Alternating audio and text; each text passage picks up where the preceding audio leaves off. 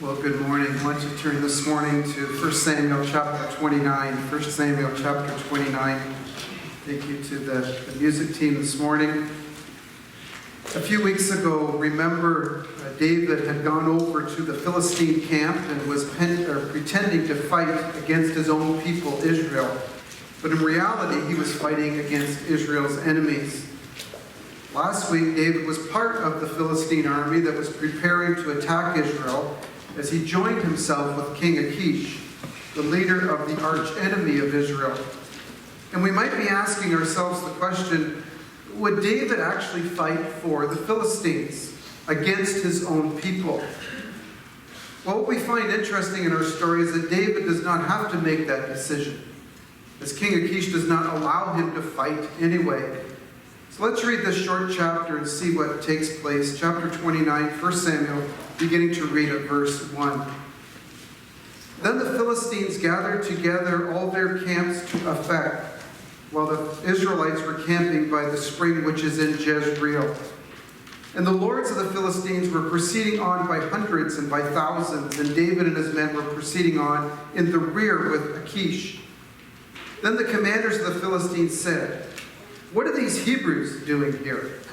And Achish said to the commanders of the Philistines, "Is this not David, the servant of Saul, the king of Israel, who has been with me these days, or rather these years? And I have found no fault in him from the day he deserted to me to this day." But the commanders of the Philistines were angry with him. And the commanders of the Philistines said to him, "Make the man return. He may return to his place where you have assigned him, but do not let him go down to battle with us. For in the battle he may become an adversary to us. And for with what could this man make himself acceptable to his Lord? Would it not be with the heads of these men? Is this not David, of whom they sing in the dances, saying, Saul has struck his thousands, and David his 10,000s? Then Achish called David and said to him, "As Yahweh lives, and you have been upright, and your going out and your coming in with me in the camp are pleasing in my sight. For I have not found evil in you from the day of your coming to me to this day.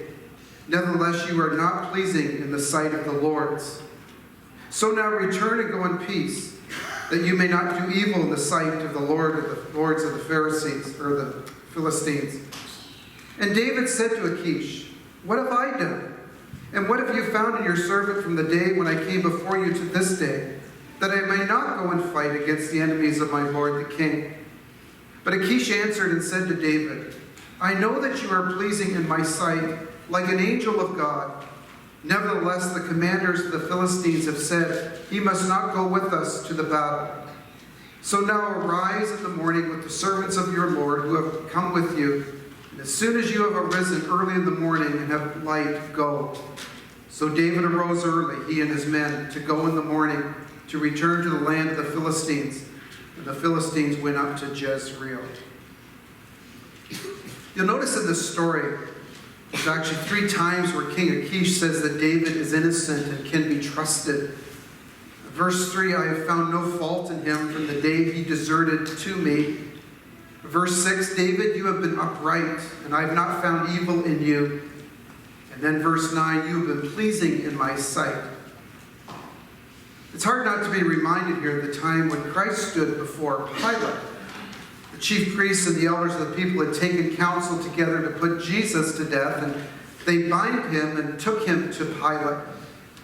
And as Christ stood before Pilate, Pilate reminded him of the charges against him.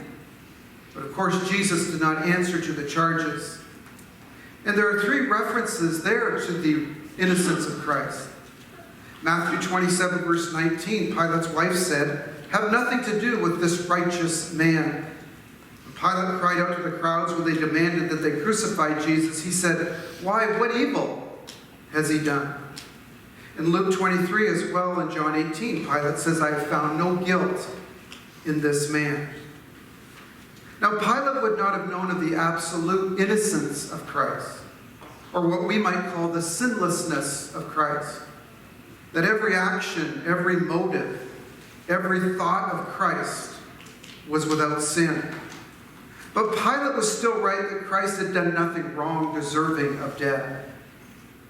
Now this is where the similarities between these stories end. When Achish claims David's innocence, David has come partly to where he is through deception, hiding the fact that he's been helping Israel all along. Whereas Christ did not hide his motives and beliefs as he taught openly. For when the religious leaders came secretly to Jesus to arrest him, he said, "I was with you in the temple daily teaching." I do see, as we might compare the situation here with David and with the trial of Christ, we see one, a perfect human, Jesus Christ, who is sinless, who advances the purposes of God by fulfilling his mission, that of giving his life for the sins of the world. And then secondly, we see the imperfect human, David, sinful, who too advances the purposes of God by fulfilling his mission, that someday he will become king and be the protector of Israel.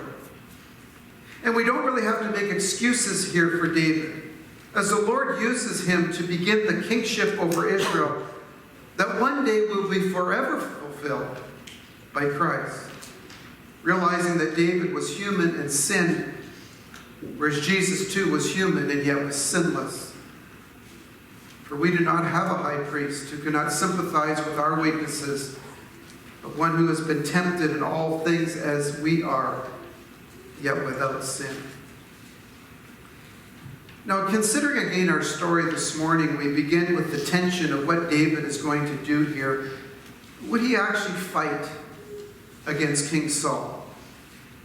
David has twice now intentionally allowed Saul to get away from him. So for David now to fight against Saul in battle, and possibly even be David himself or one of his men to kill Saul, would seem rather odd, wouldn't it? Or to find David fighting face to face against Jonathan would almost be crazy, wouldn't it? It's also ironic that part of the anguish that Saul has been experiencing is because he likely believes that David is on the side of the Philistines. But here we find out that the Philistine commanders had no intention of allowing David to fight along with them. So I would conclude that overall, despite some of David's craftiness, his deceit, we certainly must at least give David here some credit for his loyalty to Israel thus far. Thus far, he has never once acted against his own people or against King Saul. So the Philistines here are ready for battle. And we get an idea of the enormity of the army, as it says in verse 1, all their camps. It's interesting to note here that the two other times that the Philistines gathered in this same location was back in chapter 4, where they defeated Israel both times. It's been told, and it was because of these defeats that eventually led to the appointment of Saul as king. Yet in the case of this battle, we are already aware of the outcome, aren't we? It's been told to us by Samuel, who said that Saul and his sons would die in this battle. So just prior to the charge of the Philistines coming against Israel, the statement comes from some of their commanders. What are these Hebrews doing here? It's sort of a funny statement in the scriptures, isn't it? I mean, how would the Hebrew boys react to this? If they had any kind of sarcasm or sarcastic spirit within them, they might want to respond, yes, we are the traitors from Israel, but you better watch your backs when we go into battle. Reminds me of so much of picking road hockey teams, and some guy that just got chosen, everyone responds, why do we have to have him on our team, right? You might say that about me if I was on your volleyball team. Why do we have to have Mark?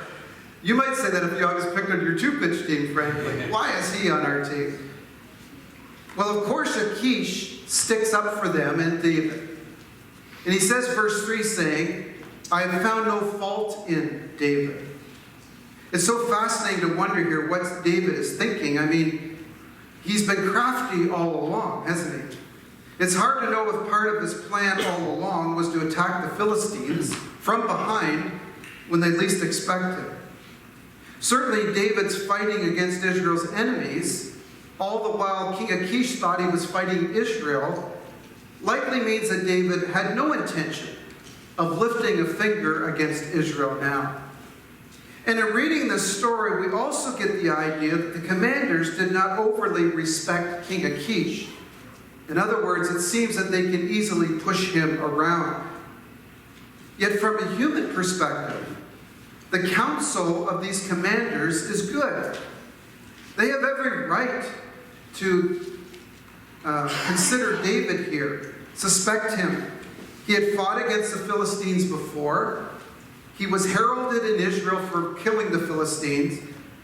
And it's true, he likely cannot be trusted. And when David gets turned down, it's an easy way out for him. He doesn't have to lose the trust he has of King Achish, nor does he have to be unfaithful against his own people. So that's the story simply told this morning. Yet there's much here for us to consider. As again, we are seeing the purposes of God going forward within this story of evil, of deceit, and of sin. So I want to organize this story under 4 headings for us today. The problem of human feelings without truth. The problem of human sin and self. The deliverance of God. And the perfect plan of God. So number 1, if you're taking notes this morning, the problem of human feelings without truth. We certainly see where David finds himself here in a bind. But it's a bind that he finds himself, frankly, because of his own choices from the past. It begins in the faulty thinking of David in his mind. Back in 1 Samuel 26, verse 24, David speaks of the Lord's great deliverance for him. He's oozing with confidence. He's so certain of the Lord's care for him.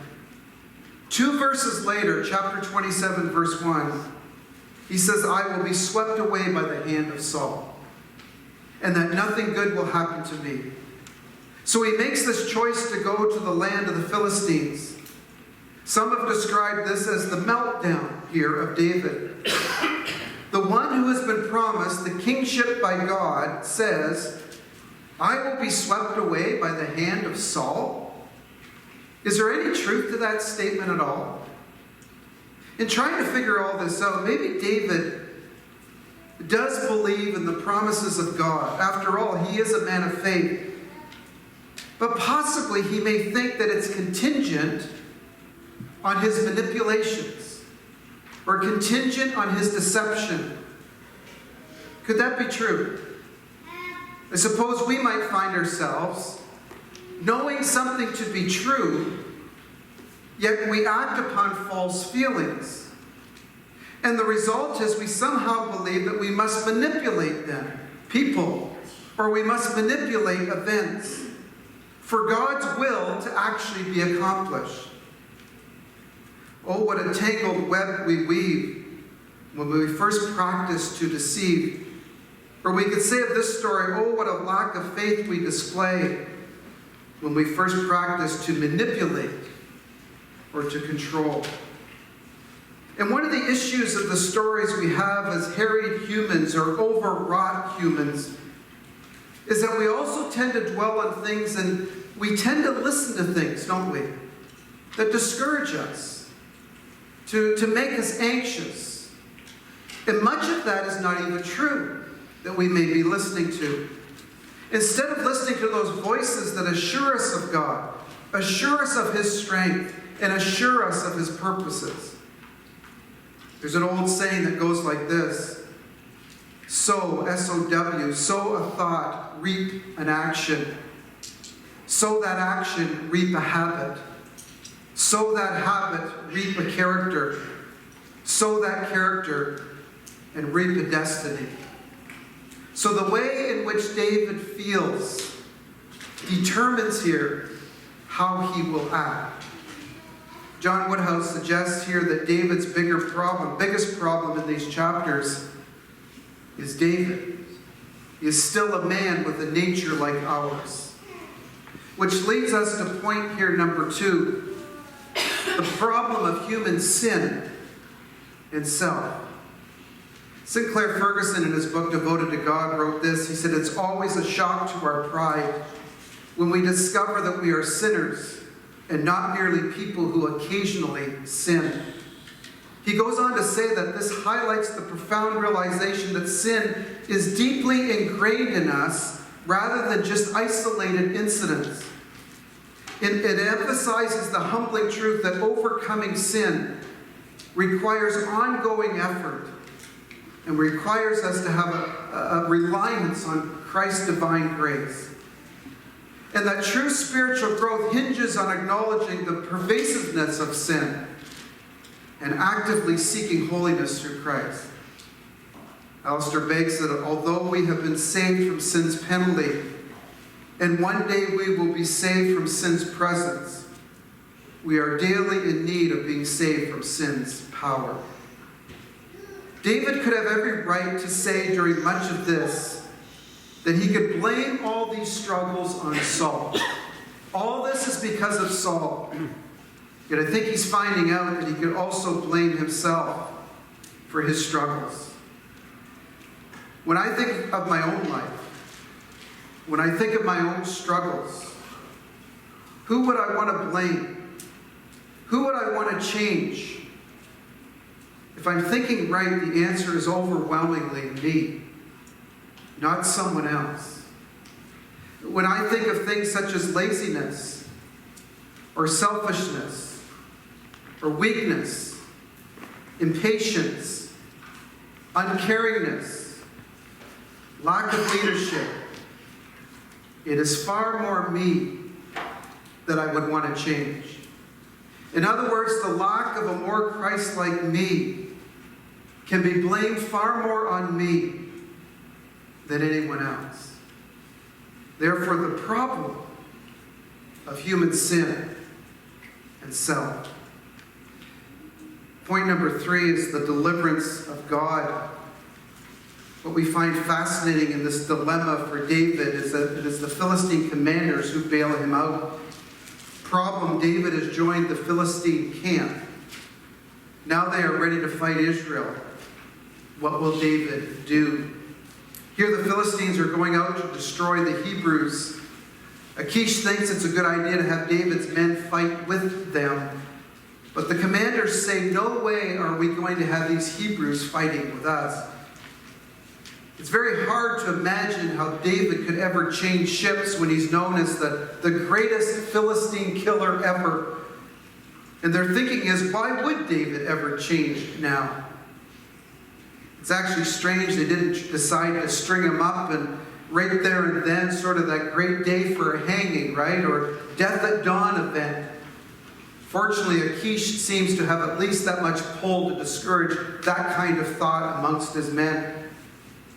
True, they do not know about the lies of David regarding the raids, but they do know about his immense popularity in Israel.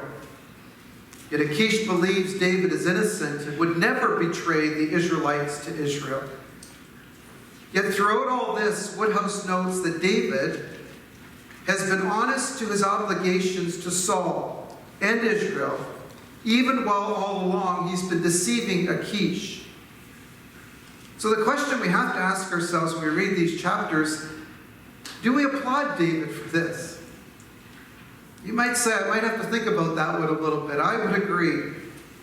It sort of sounds like one of our kids trying to explain their wrong actions and somehow turned out for good, right? Well, we must smile at David when he's told that he will not fight in this battle. And his reaction isn't, whew, I got out of this one, right? He actually says, no, what have I done? What have I done? David is released from this dilemma through the decision of his enemies. This is certainly the epitome of God working out everything for good to those who love him. And yet he asks this question, why? Is he upset that he's unable to do the Philistine commanders all that they were expecting all along? I have to say the best choice would be to think that David was hoping all along to somehow turn on the Philistines and somehow rescue Israel and therefore be a great help to Saul and Jonathan. Well, I suppose his reaction could also be part of his deception. He just wanted Achish to know that he had every intention of fighting with the Philistines. As I read these chapters, I just find it so hard to understand the crafty David. But the Lord had another plan for the battle. That ultimately it's good that David is out here. It's clear, even to the people of Israel, that David will have nothing to do with the death of Saul, as he was not allowed to fight. You know, when we take wrong actions, or when our thinking is wrong, we can sometimes get ourselves into a mess of trouble. And we become trapped because then we tend to make foolish choices, sort of a mess of our own doing. And yet God still acts, doesn't he, at times, to deliver us, even from our own predicaments. Would we ever say that God will deliver us only when we have done what is right? I would suggest that David did not seem to think so, because David would later write this: "He has not dealt with us according to our sins. He has not rewarded us according to our iniquities. For high as the heavens are above the earth, so great is his loving kindness towards those who fear him." Yes, the blessing and deliverance of God, it's not always dependent upon our constant obedience or faithfulness, though that is what we strive for, and that is what we desire. Finally, point number 4, the perfect plan of God, the perfect plan of God. This final point does not come directly from this story itself, but it's something that is, I think, if we consider this story. One of the greatest discussions in the Bible is the sovereignty of God. It's been a doctrine which has been a battleground for centuries. It's somewhat has polarized theological camps. The battle, of course, is to the implications of the sovereignty of God, that he controls all things. Verses such as Daniel chapter 4, verse 35, "And all the inhabitants of the earth are accounted as nothing. He does according to his will in the host of heaven and among the inhabitants of earth, and no one can strike against his hand or say to him, 'What have you done?'" Or Ephesians chapter 1, verse 11, "In him we also have been made an inheritance, having been predestined according to the purpose of him who works all things according to the counsel of his will." Now, some may read those verses and try to pull back a little. Others may try to pull back a lot, to the extent that God has some influence in the world, but he is really left to the mercy of the actions of individuals and our choices, including even the work of Satan and the work of evil. Others may read those verses and conclude with almost a fatalistic view, and their expectation of them would leave you, or the explanation of them would lead you thinking that man's destiny is fatalistic, and therefore man is not responsible for his choices. My intent this morning in these last few moments is not to teach you everything you need to know about the sovereignty of God, but I do want to point out something that does jump from us to us in this passage, something that we do need to consider regarding the perfect plans of God. I mentioned to you before, I grew up under some great teaching by two good biblical teachers, and both had a strong view of the sovereignty of God without lessening the responsibility of man. Now, admittedly, since you all know me anyway, when push comes to shove, I do lean more towards the sovereignty of God. But I trust as I teach that I do not encourage you to find some kind of balance in these two doctrines. Do not balance them. This will only lessen each of them. But I would encourage you to uphold both doctrines, both the sovereignty of God, both the responsibility of man. In other words, we certainly don't want to lessen the responsibility of man. That is so unbiblical. Because we'd have to ask the question, how could God ever punish someone in hell for eternity if man was not responsible for every sin that he committed?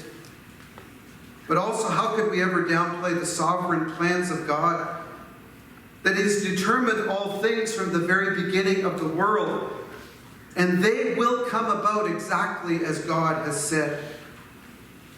R.C. Sproul said that if God is not sovereign, God is not God. Sproul often emphasized that God's sovereignty is not just a theological concept, but it is the very essence of God's being. He used to say that if anything was ever outside His sovereign plan, that it would undermine His authority and render Him not truly God. Sproul's famous quote was, "If there was one single molecule in this universe running around loose, totally free of God's sovereignty, then we have no guarantee that a single promise of God will ever be fulfilled." And here is how all this relates to our story this morning.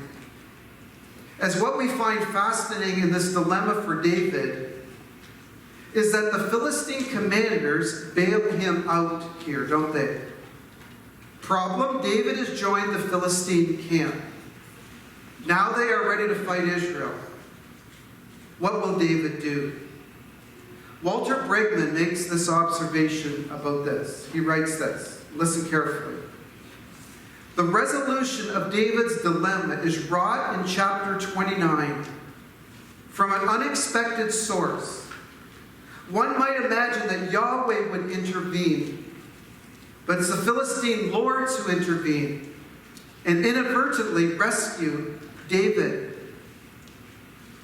Is there an issue with that quote? That Yahweh did not intervene, but it was the Philistines' lords that inadvertently rescued David. After reading Bregman's article, I immediately wrote down these words in my office. God always intervenes. God always intervenes. As these lords are being used by God to perform His perfect plan.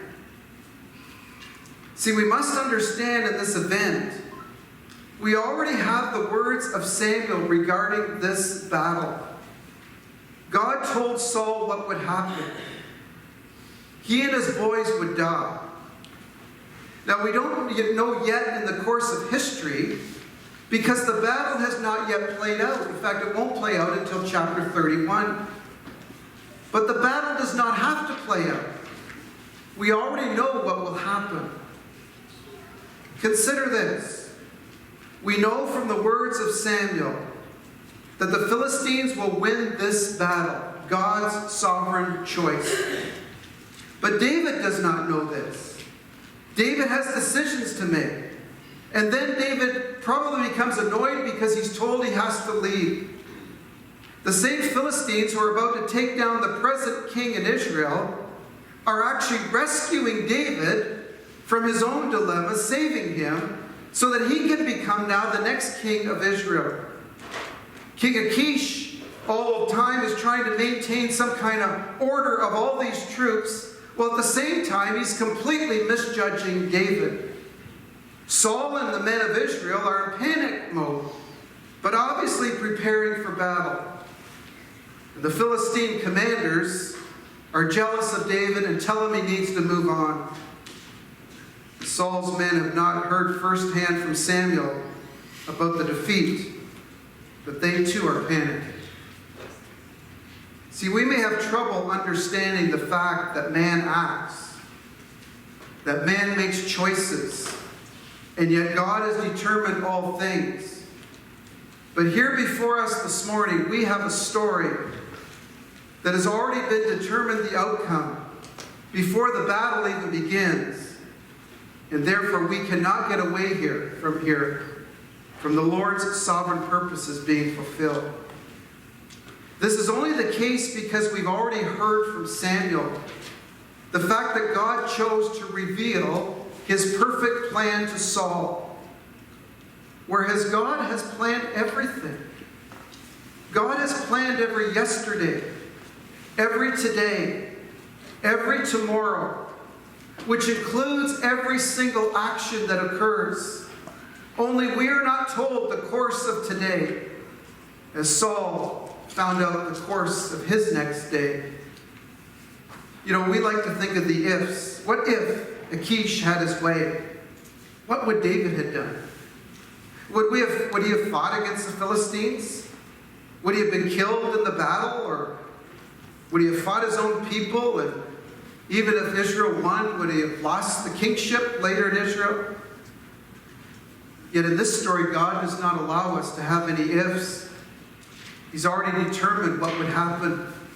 Therefore, it helps us, I would suggest, understand the sovereign purposes and plans of God. As some would ask, how can God determine all things and at the same time that man could make meaningful choices and decisions?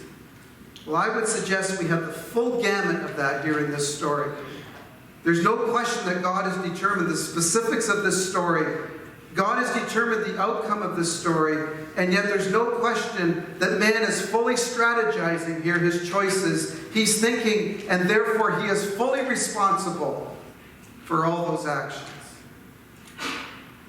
And I understand we will not completely wrap our minds around this because God's ways are higher than our ways.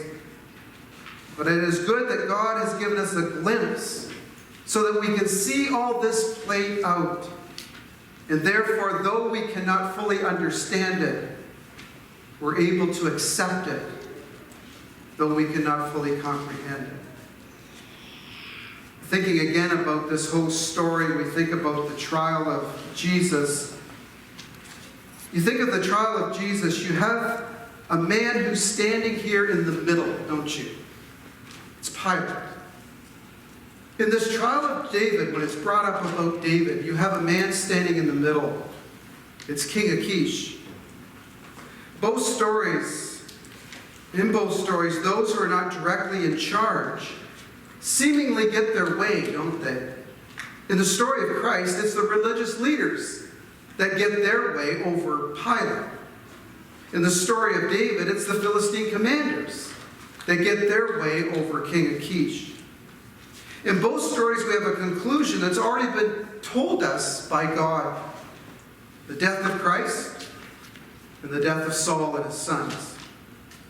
And in both stories, the Lord's will is accomplished.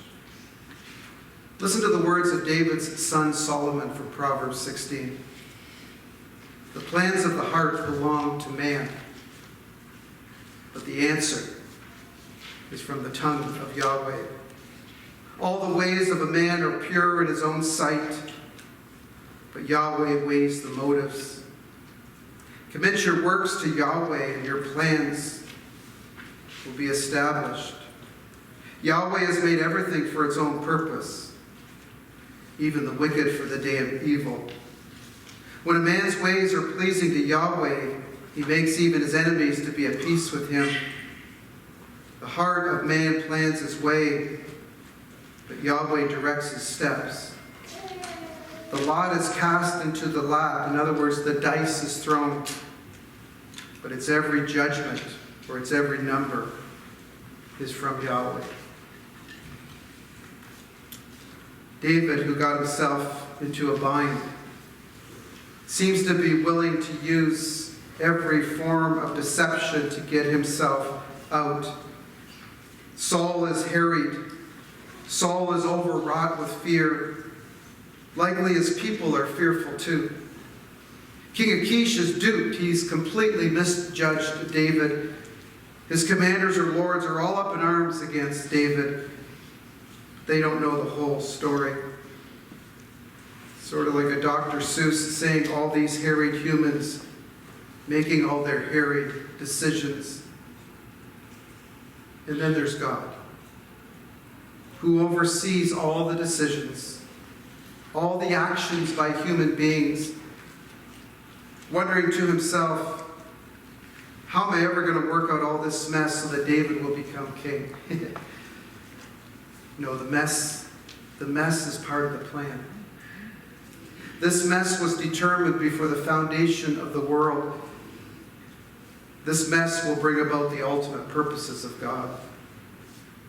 For truly in this city there were gathered together against your holy servant Jesus, whom you anointed, both Herod and Pontius Pilate, along with the Gentiles and the people of Israel, to do whatever your hand and your purpose predestined to occur. This man, Jesus Christ, delivered over, not by Judas, though he is responsible for his sin, but delivered over by the predetermined plan and foreknowledge of God. Let's pray. Lord, we praise you for the freedom of your sovereign will this morning. May we be a people who are so certain, confident in all your purposes and plans that you have made, that we rejoice daily in what you are doing as you unfold the future for us. That every single molecule, every little ant in our garden, every little person, every little king, every little star in all your beautiful universe is forever in your plan. Help us to know, help us to be confident of that kind of victory, because we better know you. And all God's people said, amen.